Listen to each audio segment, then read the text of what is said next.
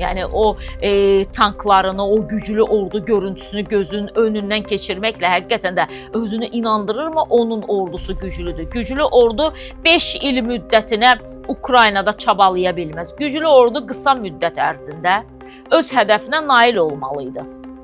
Hədəfi də işğalçılıq siyasətidir. Bilirsiniz ki, işğalçılıq hədəfidir. Rusiyanın hədəfi artıq hər kəsə aydındır. Xüsusi əməliyyat adı altında 5 ildir Ukraynanı xarabalığa çevirirlər. Ancaq məqsədləri oldu. Xəstəxanaları, məktəbləri, uşaq bağçalarını, mülki infrastrukturu hədəf alırlar. Bu isə güclü ordunun atdığı addım deyil. Mülki infrastrukturu kim hədəf alır? Qorxaqlar hədəf alır. Necə ki, zamanında ermənilər də bizim mülki infrastrukturu hədəf alırdı. Bizim çoxsaylı həmvətənlimizi qətlə yetirirdi, evlərini yandırırdı, özlərini diri-diri yandırırdı. Niyə? Çünki qorxaq idilər.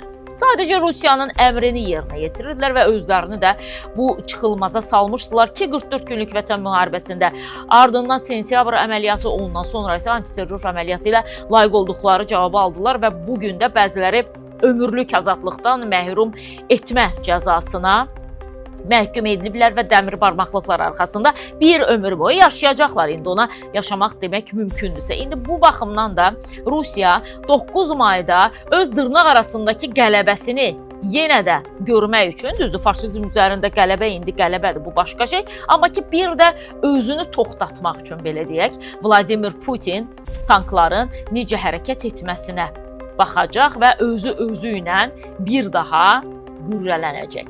Vladimir Putinə görə o dünyanın ən öndə gedən və birinci liderlərindəndir, amma atdığı addımlar isə ağıllı liderin, ağıllı siyasətçinin addımları deyil.